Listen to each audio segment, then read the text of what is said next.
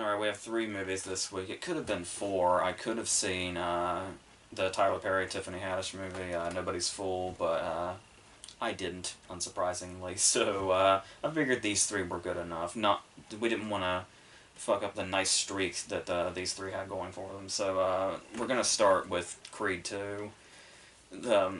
I obviously reviewed the first Creed when it came out in 2015, around this same time of year. And it was kind of surprising, in a sense, when you look at where the last time we saw Apollo Creed and the kind of movie he was in, and then how serious and dramatic this series has decided to go with Ryan Coogler directing and co-writing and all that, and really making this sort of brand new version of the Rocky story, but kind of. I mean, maybe some of the cliches and the cheesiness are still in there, but there was definitely a sort of like a nice sort of solidified dramatic center that it had, and went in those directions as little as possible and felt like something that you could really take seriously again, like you could like the original movie. And so going into this one, because obviously that one ended with him fighting what was his name, Conlon, and and obviously it had a very similar ending as the original movie. So when I'd heard the story to this one about the return of Ivan Drago, bringing his son with him to sort of do his son sort of going through the same legacy carrying journey that Adonis is. And it sort of felt like at first, I didn't stick to this, but at first it sort of felt like that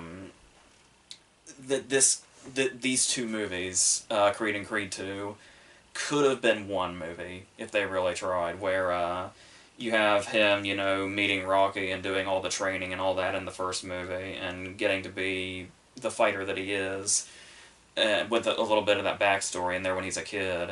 And then maybe halfway through, instead of the whole Conlon storyline, you bring Drago and his son in, and then the second half is that. But no, this needed its own movie for sure, which I greatly underestimated going into it, given what exactly they were able to bring to it. Because, well, obviously it goes full circle kind of twice. Once in a smaller way at the very beginning, and when he gets to being the champion, when it comes to the smaller full circle is to get to that title, he has to fight Danny Wheeler in like the very first scene, who he fought in the gym in the first movie. But then, obviously, shortly after that, the bigger full circle brings us all the way back to the death of Apollo Creed and Rocky IV and all that, when Drago returns, and it's sort of like, you sort of wonder what kind of tone we're going for here, because it's always in the back of your head that this is a spin-off of a movie like Rocky IV, of all movies. As like big and silly as that got. Where like, you can't even say cheesy, because it went far beyond that. So when Drago and his son show up, and they're like in Philadelphia, it's sort of like it almost feels very dooming, sort of like one of Stallone's old action movies is about to start, where like some villain that he once stopped comes back for revenge and all that. And it has this very interesting tone, but it does take it to a place immediately where we kind of know more where they're going to be coming from, like drama wise, because we get kind of split up and we're cutting back and forth, because we see Victor Drago, the son, challenging Adonis on the TV in the bar or whatever. And this scene is intercut with Rocky going back to Adrian's restaurant and running into Drago, who confronts him about why he's here and what exactly they're going to do. And there was the whole thing about, we're going to humanize this guy that was basically this literal monster in Rocky IV, where he had like very few lines, and he was like this brute that seemed almost inhuman, particularly with all of the like drug enhancement and all that stuff that was in him. It just seemed like this just wasn't a real person, like it was a creation. And so it's like, how are they going to humanize him in this one? And is there going to be some sort of, because as different as these movies are, when you look at Rocky IV and you look at what the Creed movies are doing, that's basically akin to like if Nolan's Dark Knight trilogy was a direct spin-off to the 60s TV series. And it's like, how can that possibly work? And how can you possibly make this seem like it's in the same world, but doing it in the way that you're doing it. But the interesting thing about that is that there is something human to Drago now. Dolph Lundgren is so good in this. But the thing also is, like, it's one of those cases where it's a performance where, like, just when you think you have a grasp on kind of what he's doing with this performance, he'll, like, do something totally different in the next scene or something, or just there'll just be this one detail or something about his character. And they do set it up pretty, like, straightforward when he comes in and he says, you know, when you beat me, I lost everything, like my wife, and I was disgraced and all that. I basically fell out of fighting altogether. And the whole idea is that, much like what Adonis is doing with the Creed name, so Victor is going to do with the Drago name. So now we have this, what we built up to be the big thing in the first movie, is now coming from both directions. And they actually find a way to make it seem like, because like I said, they do seem like big villains when they come in, but they do find a way to make you feel for them in a probably much more subtle way than you might be expecting. Certainly more so than I was expecting, because... But the great thing that they do here is, when I heard that story and that they were going to kind of try to humanize Drago, the thing I was thinking was he was going to basically be this... I mean, he's still kind of broken, but broken in the sense that he's just like this broken down dude now. But, like, no. It's like when you see him training Victor and when you see him confront Rocky, it's like we do see much more of a human being than we did in Rocky IV, but this is still definitely, without a doubt, the guy that said, if he dies, or I must break you. It's like he's definitely still that guy, which I actually thought was really cool and I was really happy with. I mean, as nice as it would have been to, like, you know, really go in that human direction and make him something a bit more, I guess, you know, what's the word I'm looking for? Like, toned down or something. So I was really pleased with the fact, because it probably could seem a bit, maybe going in a less human territory, because the story is really about its characters and the humanity in them and finding that regardless of who they are or where they come from. And, like, maybe they risk a little bit, getting away from that a little bit by making Drago still kind of that guy, that you can believe he's still that guy somewhere in there. But as it goes on, like I said, even just, you know, through his performance and the little things, there's definitely something there. Like, without saying too much, despite the fact that I'm sure we all know how this movie ends, the ending is kind of supposed to be, like, it's obviously going to be a triumph for, you know, Creed and Rocky and everybody in that corner. But what's interesting is, simultaneously, this moment of triumph is something incredibly poignant for the villains. Because the story just gradually gets us to that point in that way. Which is really the important thing here, because I can see, like, just watching the whole structure of this, it's like this movie, story structure-wise, is down to an extremely familiar formula. And it'll probably, you know, catch some heat for that, but it's really not about that. I mean, in a way it is, because it's sort of, it's going to hit all those points that we are used to, but the thing about that is that it's how they get there and through these characters. Like, it doesn't really matter what the outcome was going to be because of how much we invested in the characters, which was really the whole point from the beginning, which is really the whole point of even doing the first movie. Because this is just a genre that has pretty much already settled itself. Like, you go into a movie like this, you already know how it's going to end. There's hardly any way around that. Because even, you know, him losing in the first movie would have been, you know, like a, well, I didn't see that coming kind of thing if it weren't for the fact that it's the formula of Rocky, the first movie. So, I mean, so it is sort of following those same lines that the Rocky movies were. But I just can't express enough that that's just really not what the point is, and it's not what the point feels like at all. It's really watching the characters get from A to B, sometimes A to B to C, and even though you pretty much know every direction, the payoff is, like, undeniable, and you're still, especially the idea that, because I've heard some people say that they actually found themselves rooting for the Dragos in this scenario, and that might almost seem like, oh god, did they just fuck up Creed that bad? But it's like, not really. It's just there's so much heart given to every character, even if, but in the appropriate sense of the characters. Like, obviously, the Dragos aren't going to be, a ball of hugs and all that by any means whatsoever.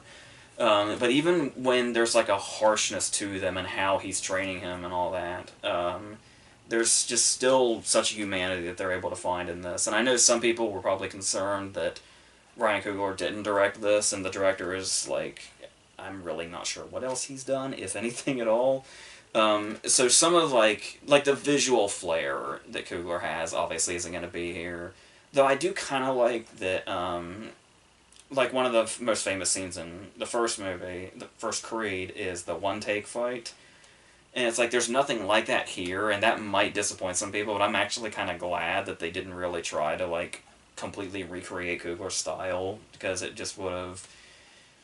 I mean, sure, it probably could have been done with a bit more flair, and a bit, especially if, the formula's so, down to it, but that's a lot of the writing also. Worth noting that Stallone is a co-writer on this, so you can kind of sense that, like, all that stuff that you know and love being in here isn't really much of a surprise when you think about that it's coming from the original source himself in here. But, yeah, it probably could have used a bit more of, like, a sort of a visual way by itself that kind of really heighten those moments that we know are coming. Like, it's got a lot of montages in it, so it's living up to that. But yeah, overall though, like I said, it's really the character work that comes through the most, and that's really what the most important thing in this stuff is. Especially like, I may have gone into this when I talk about the first movie too, but also just the whole idea, talking about, bringing in the old stuff and sort of making it feel fresh and new in this, but also sort of the same but in an appealing way, because it's like what you come here to see is why it's here. The whole Tessa Thompson plot, for a movie that's as long as these movies, I think they're both like almost the exact same length, like 2 hours and 10 minutes, which seems longer than any of the Rocky movies were. But you might think the Tessa Thompson storyline is maybe a bit much, and there's too much time devoted to it when you think about how long these movies are, and how maybe that could be cut down. But my defense to that, like I said, I may have talked about this before, but the idea that when you look back at the original Rocky, how it was a 2 hour movie that was like 85% love story, and like there's like a spar at the beginning in the gym, but apart from that, the Rocky Apollo fight at the very end is the only fight in that movie, if I remember correctly. And the rest of, like, a large portion of... Obviously, there's the training with Mickey and all that, but a large portion of that movie is the love story with Adrian. So, for a large chunk of the Creed movies to also be a love story with the Tessa Thompson character really makes perfect sense and completely fits the format that we've set here. And really gives it sort of that same feel, but also something... Because obviously the relationship between Adonis and Bianca is significantly different, because she's just a significantly different person from Adrian entirely. So, like, while it feels like it's the same thing, the character work is what really makes the difference. So, like, even in that sense, that comes into play. So, and there's cases where, like obviously Stallone is still great with what he's doing with Rocky, where he's got this really sort of, especially with the Drago storyline coming back, there's a whole lot of guilt that Rocky's been living with since Rocky IV that's going to come back in a bigger way than it has yet. And the way he's like so quietly heartbreaking about that, which is a really nice contrast to how sort of quietly relentless Drago is. So... Ivan in that case. So, but if there's one thing about the Rocky storyline in this one, it would probably be that there is a sort of side thing that they give him, because there is a very much a father thing going on here, and they bring that in with Rocky also, though it is very much like Rocky sort of gets another big thing in regards to a, father-centric storyline. It's got like 45 seconds devoted to it. It's like they allude to it like once, and then it's not till the very end. But yet somehow and it probably helps that they have a lot of movies to build on this still. And it does seem to be like it does the direction they took this sort of brings down like what happened in Rocky Balboa, the what was it, the sixth movie, sort of, but it's still, so it might seem a bit cheap that the emotion really comes from what we've seen before, but that really doesn't take away from the fact that it works anyway. It was very. Of course, I went there was like no time in between. I went straight from Boy Erased into Creed 2, and it's like there was like so much of the sort of like fatherly love things going on that it was this. I don't know if it was the emotion from Boy Erased carried over here, but it still worked anyway. So that's so yeah, and that so yeah, that's basically what this is. Like I said, I'm sure it'll very easily be dismissed as like a retread of everything and all that, and the story really has nothing new or no surprises whatsoever. But it's all about the characters, and those are in more ways than one as strong as ever. So yeah, that's really how I feel about that. I think I may prefer this one to the first. May prefer this one to the first one, to Creed. Um, I feel like even though we had like the whole Rocky cancer storyline in that one, for some reason I felt like this one really hit in just as much of an emotional way, if not bigger even.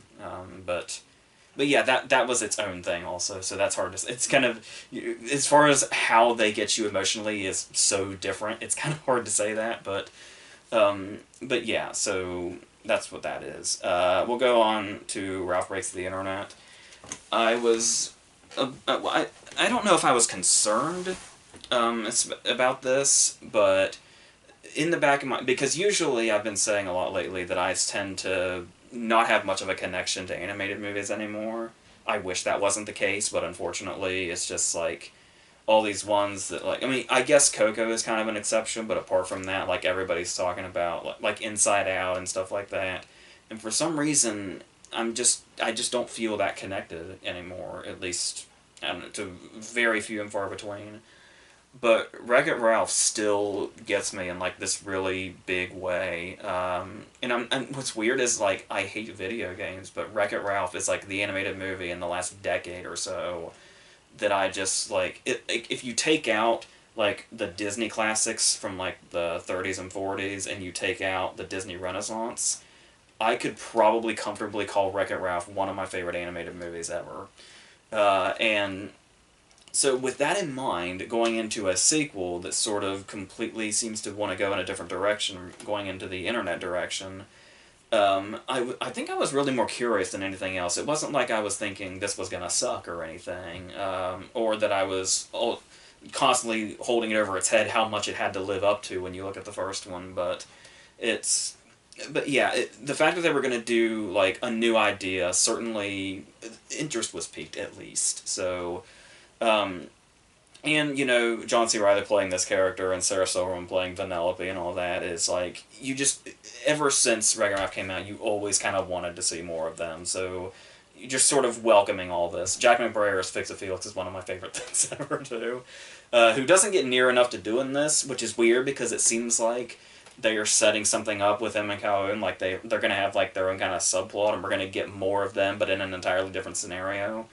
But it more so bookends the movie than anything else, which does make sense though, because if this were to like cut around a lot back and forth between being in the internet and what's over there or out there, it probably would have been too much. The movie's already quite long; it's almost 2 hours, and there's no animated short. At least I didn't have one in front of it, so that was a bit surprising. So it seemed like they must have a lot of ideas to go into it.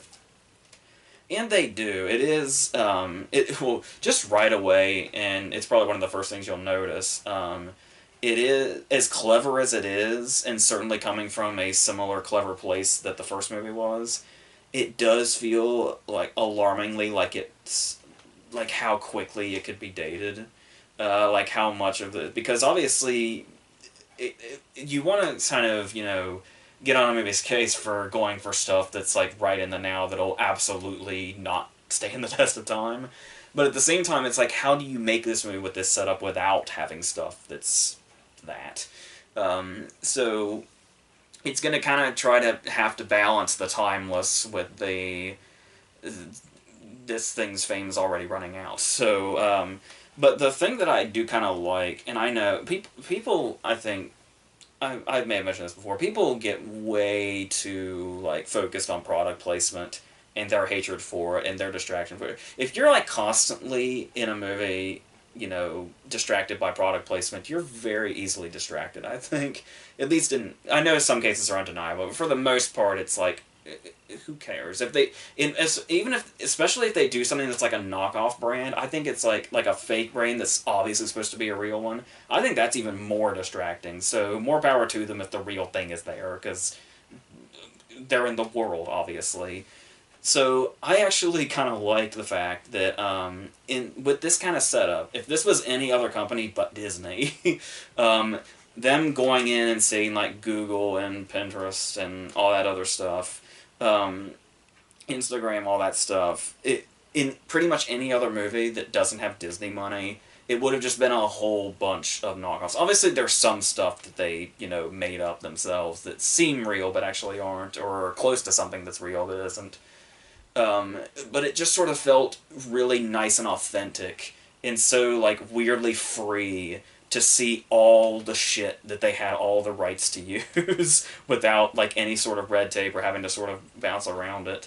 Really added to like the authenticity of the world and what exactly where they were going when they were exploring, and how you didn't really try to have to figure out like what's what. You immediately see something and you know what it is and what's in that direction. So I think that actually did it a lot of favors. And then obviously with all the shit that Disney has the rights to, all character cameos out the ass. So like the way we saw all the old video game characters in the first movie, this is just anything and everything that is like current or the past or anything that's just instantly identifiable.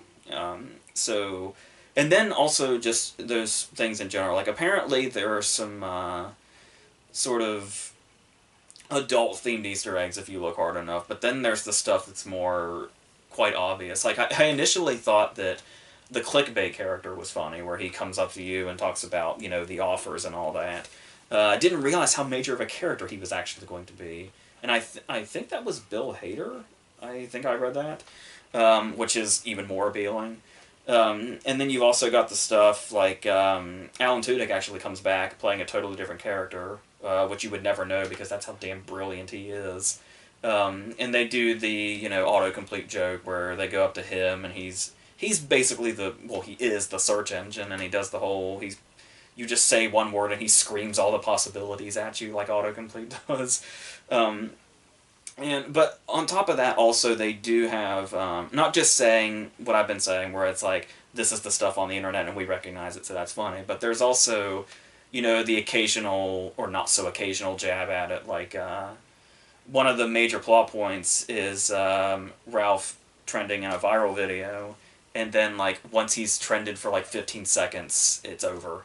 Uh, like he was really, really big and famous for like literally 15 seconds, and then it was gone.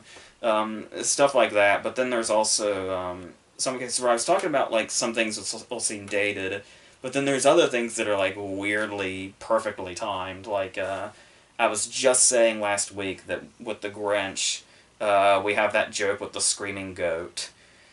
And it's like, I don't think they would have any reason to know this, but it's like a week later, after the Grinch does the screaming goat thing, they're talking about all the stuff, like all the viral videos that are trending and stuff like that, and that's popular right now.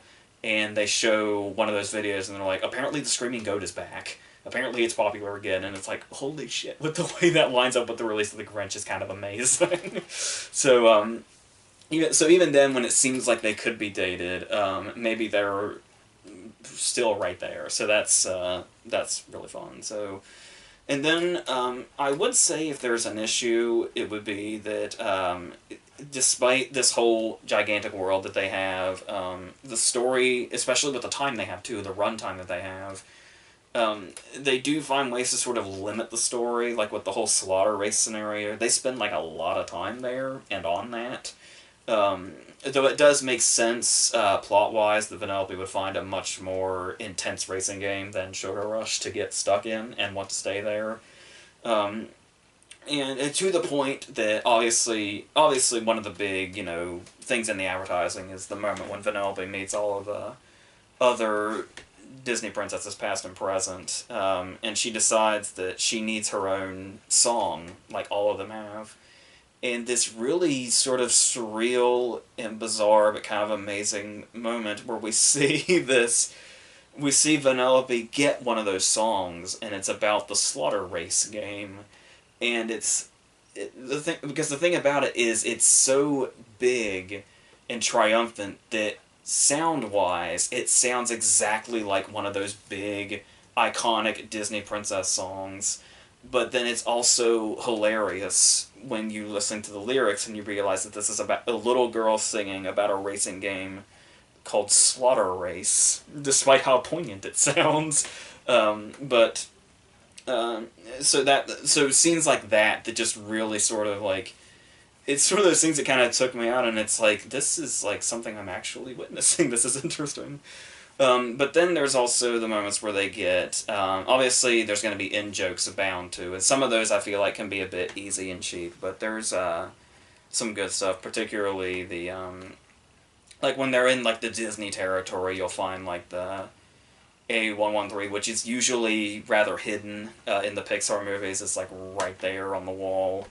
And the moment, the really brilliant joke with when all the princesses are talking, and then Kelly Macdonald's character in Brave, whose name I have forgotten because I didn't care for Brave much, because Brave is a Pixar movie. They can't understand her through her accent, and so they say, "Don't worry about her. She's the other studio." It's like, it never really dawned on me that she's the only Pixar one, which was weird.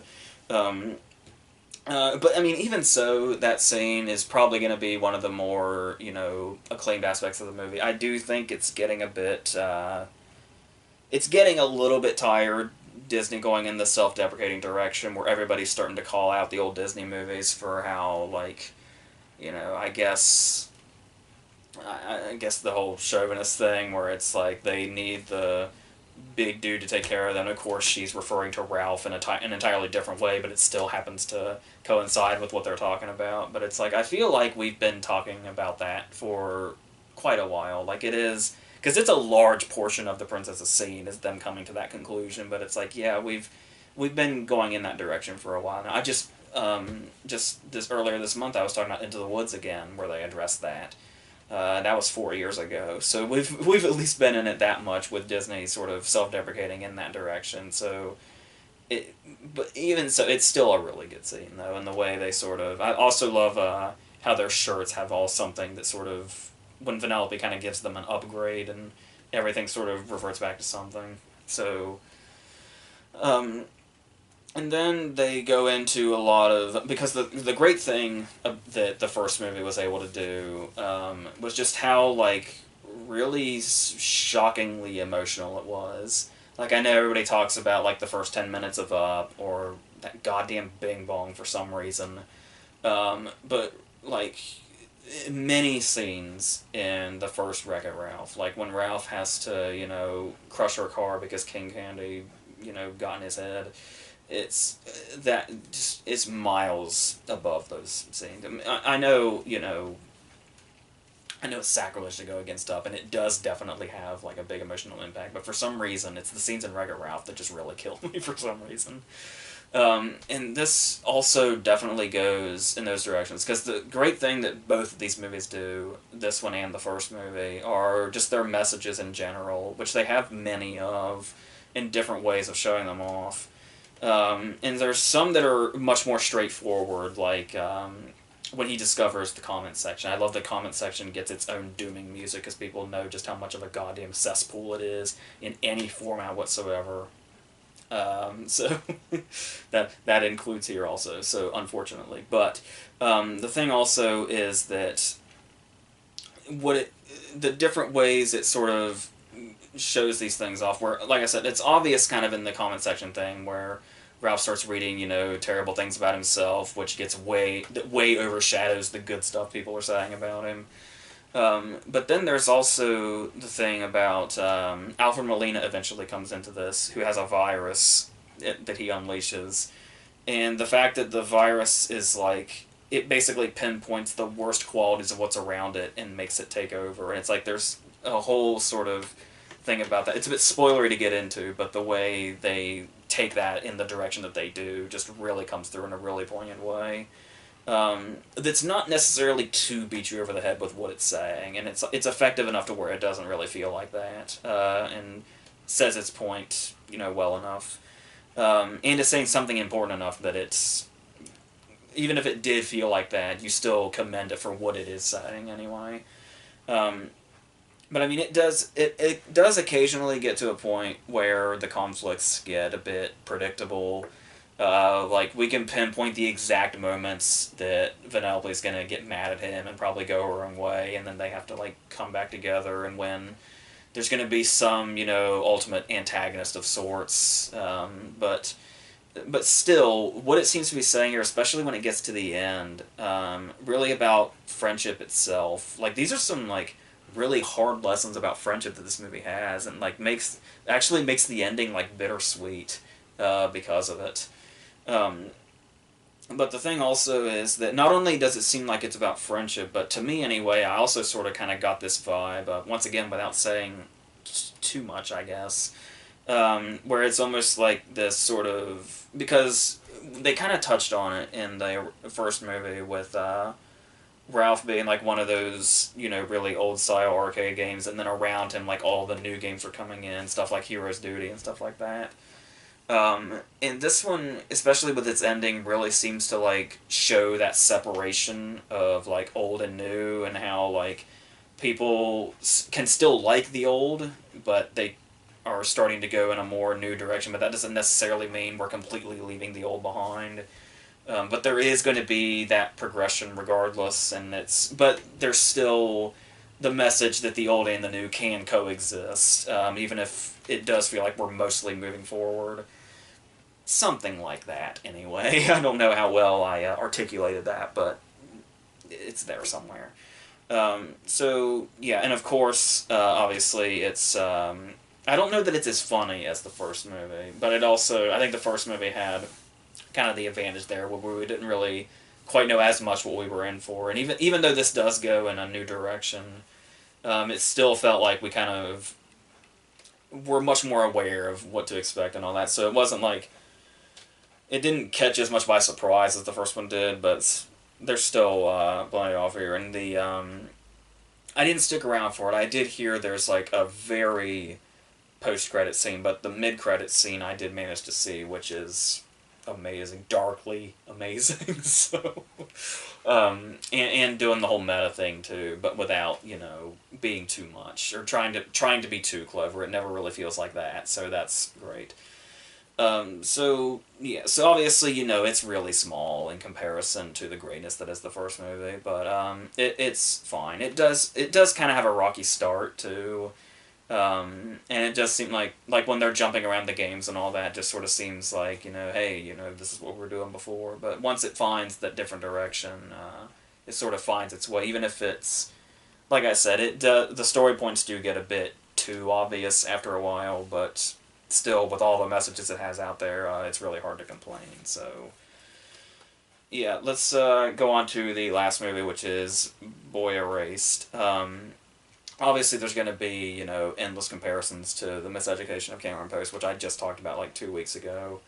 And the thing here, because we're in this gay conversion therapy sort of thing with these two movies, and this one is, well, it's based on the memoir of the character that Lucas Hedges plays, but it was adapted into a script by Edgerton and directed by him also. And the last movie that Joel Edgerton wrote and directed was a movie that I was crazy about. And when I saw The Gift, it was like, Edgerton could be like this new Hitchcock. Like, the way he handles this thriller and this genre it's like, holy crap, I cannot wait to see what the next movie he makes is. Honestly, I would have never guessed it was a movie about gay conversion therapy. That was a bit unpredictable, but still, he managed to find a way to show that he's just as strong of a director as I assumed he was based on, because the gift could have possibly been a fluke, but I never really felt like it was. It really felt like that Edgerton's really gonna make a name for himself as a director, and 3 years down the road coming out with this and sort of showing that he can have just as much of an impact in a totally different area. I mean, you can tell there's certainly, like, thriller techniques that are probably at use here, because it's still sort of a kind of a shady territory, and it's got a lot of shady characters in it. Um, Once again, one of which is played by him. He loves making his characters like the most sort of skin crawling in all his movies. Um, all of two, but still. Um, but yeah, but I was still kind of on board with this anyway, just solely based on that. And, this topic is something that is, as dark as it is and as twisted as it is something that's sort of, you kind of can't help but want to learn more about it, just to see, or maybe not see, what exactly is all going on here. Because, as I talked about with the Miseducation of Cameron Post, it was like, just the second that movie started, it just all felt off and weird, and like they were going into this really, really, like I said, it almost felt like it was the start of a horror movie. And while that one actually has like sort of light moments in it that balance those out, while this one doesn't necessarily feel like we almost might be walking into a horror movie if you didn't know what you were getting into, like the Miseducation of Cameron Post. There's still something about this one where it's like when they first get there, and Kidman takes him up there to the reception desk, and it's like they don't let her past the desk, and they take his phone away, they take his notebook, which he just writes stories in a way. And it's like the more is kind of, stripped of him, the more kind of unsettling it starts to get when he's not even really in the place yet. He's just through like the first door, and you can just already sense that something is really off here. I mean, obviously we know because we know what, the place is, but obviously going into it with, like, his pastor dad, Russell Crowe, bringing it in and it being like this sort of God-fearing place, he's probably under the impression at first that it's like, we'll see what happens, but it can't be, that terrible. They're just going to try to change me or whatever. But obviously it's a lot worse than he probably could have expected, especially since he pretty much... Well, I can't say he volunteers, but in regards to having a choice, he basically chooses between this or basically his family disowning him. So it's easy to see immediately why he takes this choice, and that's another reason this movie works so well, is the way that Lucas Hedges is able to do that. Because at first in the back of my head I was like, so this almost feels like a follow-up to his character in Lady Bird, pretty much. But that would almost seem to imply that he plays like sort of the same. He plays similar characters, sure, when you look at this and Manchester by the Sea and Three Billboards, and I think his new movie also, Ben is Back, is something like he's like the troubled teenager, which he plays perfectly, but it never, at least so far, never feels like he's playing the same character, despite the fact that they feel like they're in very similar territory emotion-wise, obviously in different areas altogether, but still.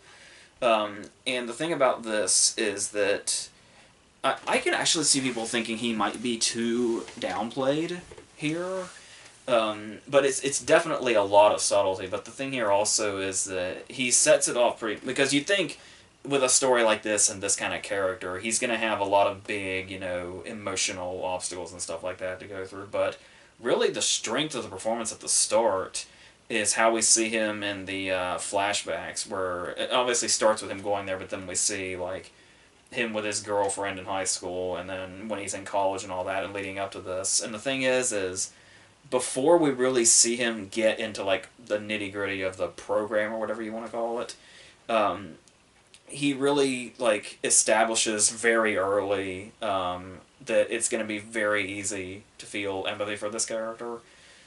Just basically how he interacts with them, and basically any of the characters, whether it be his parents or his girlfriend or his regular friends or whoever.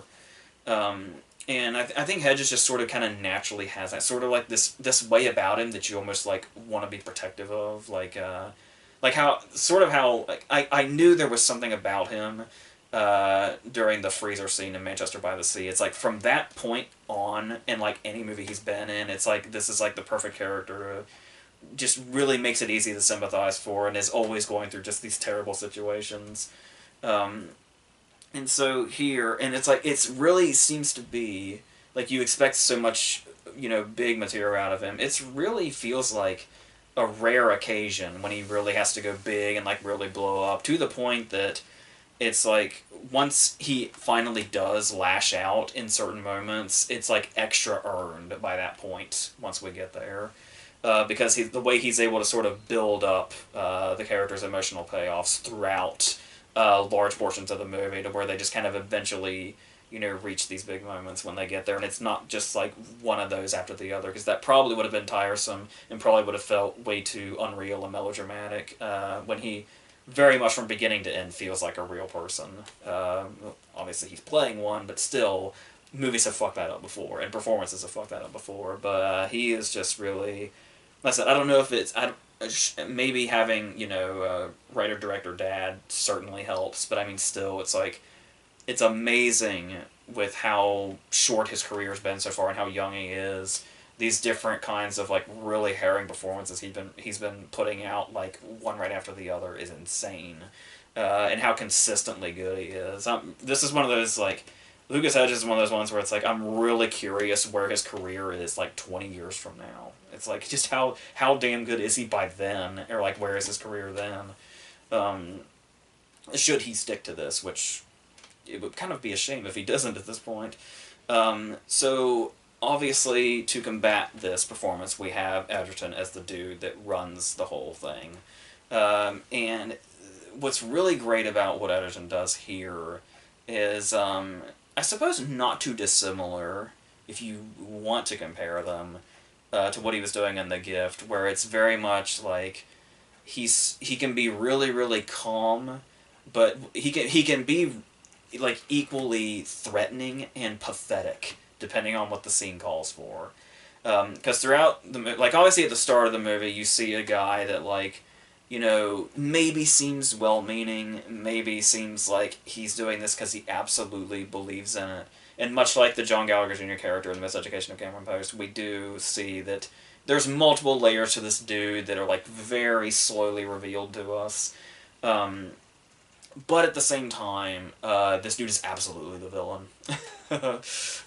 So, because he also has those moments where, from one minute, he can be, like, really calm, and then he can be a bit stern and a bit strict, and he can also, like, totally blow up. And it's like, whichever one of him it's going to be when the scene starts, you're never quite sure. And that's what really makes him sort of unsettling also. But then, like I said, when it's like, it gets to a point where, like, one of the kids eventually does something they're not supposed to. And in that moment, he blows up because that happens. But then, like, it was either just before that or just after that, when he's dealing with the parents of one of the kids. And it's like, you just, it's like, there's just something pathetic and almost sympathetic about him. And it's like, how he's able to get you to that point after all we've seen him do and know what he's responsible for. Because there's one moment in particular that's really good, where he's just sitting across from Lucas Hedges, and he's basically implying that he should drop out of college to stay here and do this, and go through this conversion. And there's just the way the tone sets in that scene also, but it's like, it just really makes this character, it just sort of shows this, like, underlying sinister quality that, like, just the deep damage that he's doing to these people, while seeming like he's a very conflicted character, we learn, but he's also, like, the fact that he seems to, like, truly believe what he's saying, and the damage he's willing to do to get people to go in the direction he wants them to go. It really feels like this sort of dark territory that this character's going in, but the way he's still able to balance all that out and give the character some kind of humanity is really takes a lot of talent that he certainly has. And then that's, of course, to not even mention his parents, played by Russell Crowe and Nicole Kidman. I kind of thought Kidman would have a bit more to do throughout it, but she is sort of like, it really, much like Hedges at the start I was talking about, it's really more about, like, the performance in its entirety as opposed to the individual moments, because it does seem like She's the one where she was reminding me a little bit of Jackie Weaver in Silver Linings Playbook, where it's just like she's the mother that's like always trying to smile even in the most dire of circumstances, and she's still loving regardless of everything. But then she's eventually going to reach those breaking points. Like much like Hedges' performance, you just it's not really about the breaking points themselves, but how we build up to them and when they do happen and how big it feels by then. Um, which she's really good here doing both of those cases. There was also a bit of her lion performance in a little bit also, where she's definitely got the loving mother thing, but there's also sort of the disconnect here that those other movies didn't have, where it was because she's obviously very much where Crowe is also.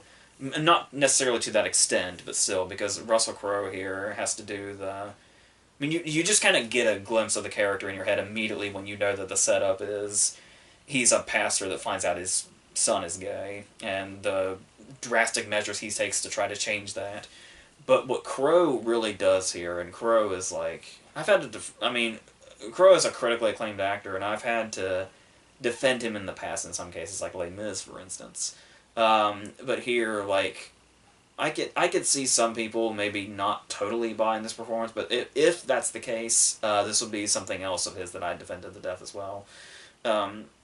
Because it is sort of, he does sort of have those individual moments, but it's like, but they're not necessarily big. They feel big in how they hit you, but they're not technically big. Like, when the inevitable scene where Hedges comes out to them before they send him off, just the look on his face alone says so much about the confusion and the shock and the conflicting emotions about this being his son, but also how he feels about that, and all that coming together, and almost like you can immediately see the desperation too. Like you can almost immediately see it like register not just oh my god my son is gay, but oh I have to do everything I can to change this quickly. But when you think about that kind of character, also you probably imagine what they could have done was make like a really over the top, homophobic, stern character. But the very interesting thing that Crowe's able to do here that he like nails is the fact that the way he approaches this, where it's like once he knows, because obviously when he hears that his son's gay, his immediate process of this is like to treat it like a disease that has to be fixed and cured. But the thing about Crowe's performance and this character and the way that he's written and portrayed is the fact that the compassion and love that he shows towards Hedges, where it's like, if this were a movie about Hedges coming in and saying, like, I have a legitimate disease, like I have an actual disease, and I'm, like, dying, if Crowe's performance were the exact same as it is here in that scenario, this character would be, like, incredibly sympathetic and come off incredibly loving.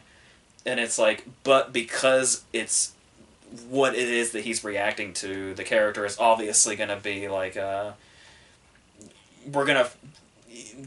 going to be something off about him that we really hope he comes around and changes. But the thing here also is that their relationship is a strong. This is what I was talking about. We're watching this like right before Creed 2. It's like there's so much of the sort of father-centric plots here, where it's like one of the big things that Edgerton is about in his program is getting people to like blame their parents, especially their fathers, for what they have become.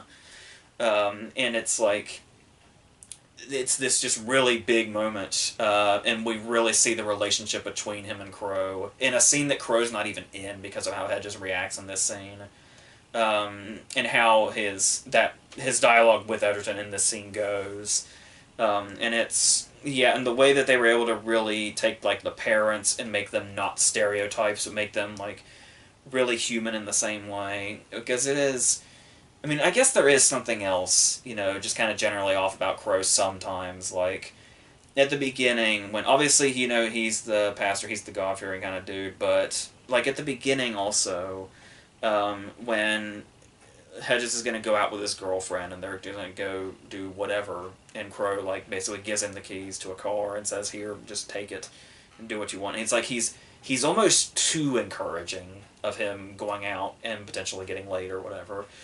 So that at first might seem a bit off, but then as the character goes on, especially in the later scenes, like really, it does seem like the movie does have a bit of a climax in a certain area, but like the last 10 minutes or so of the movie just really feels like the Hedges Crow thing specifically, which really, like, Crow gets the big scene I was assuming Kidman would get, even though Kidman does get some nice big scenes eventually.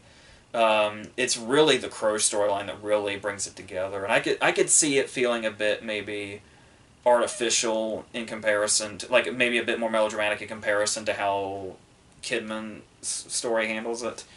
But I felt they both hit sort of in their own ways, but the Crow story especially, like, in a really big way, in a big powerful way, and I really love the ending just in general. So there is that, and also the way it's depicted in a way that it makes the parents much more easy to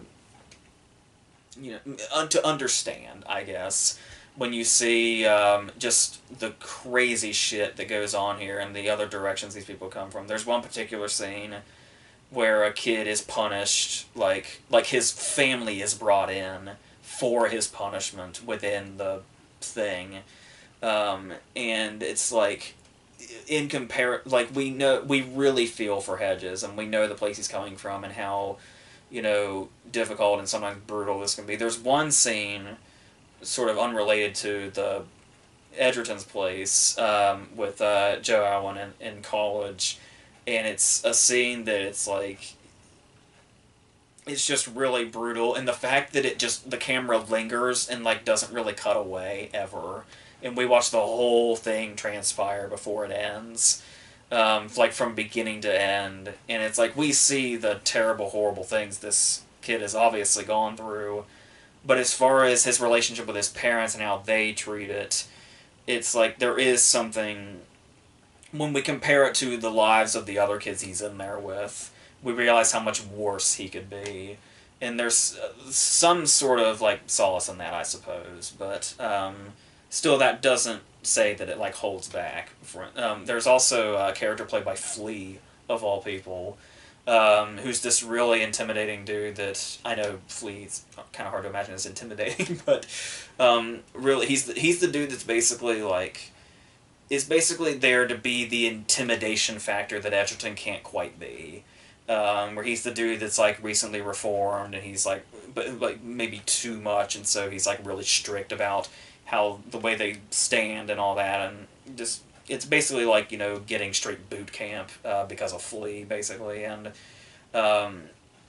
that's to not even include what Edgerton's doing, which, like I said, is much more probably psychological than what Flea's doing. Flea is more of like a get into shape, all that kind of thing, and Edgerton's definitely the get in your head and completely fuck you up sort of way. So yeah, but and also when you have scenes that are as brutal as some of these scenes are, you get scenes like the actress Cherry Jones plays a character that basically comes in and is sort of like a voice of reason for Hedges, and sort of explains to him exactly what's going on here, and like is the one that knows that like basically this is fucked up, and like his parents are not in the right to send him to a place like this, and it's like that's such a relief to actually hear those words directed at his character at one point, and you can kind of sense in that scene just how much you've been affected by the previous scenes when you hear that, and just that relief that you feel is almost unexpected or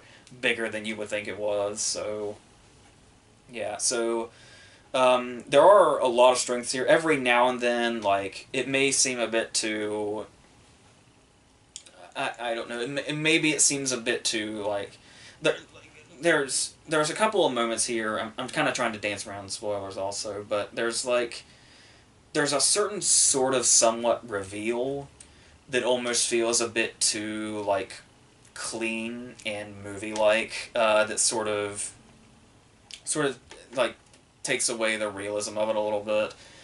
And the whole timeline thing, if you're not totally sure what's going on, can be a bit, almost, at least for me anyway, the timeline was a bit confusing sometimes, how much it jumped around and exactly where you couldn't always quite tell where or when you were. So yeah, but apart from that, there is like a lot of stuff here, particularly in the performances, and Edgerton continues to be a director that's like really, once again, like I said after The Gift, I still can't wait to see what his next thing is, and if it's even more different from the jump of The Gift to Boy Erased, then all the power to him, all the more exciting that is if he's able to pull it off in the way he did these two. So yeah, so I think that's it for these. I have no idea what's like nothing is scheduled to come out for like the next 2 weeks. I don't know. Well, I would say Green Book will come here in the next week or two since there's so many open spots. And then what's with that, I don't know. So we'll go from there. So yeah, so you got the Versus stuff, and there'll be more Blunt stuff and all that. Only one more Versus for this month, and then we'll go into December and all that. So until all that stuff, I think that's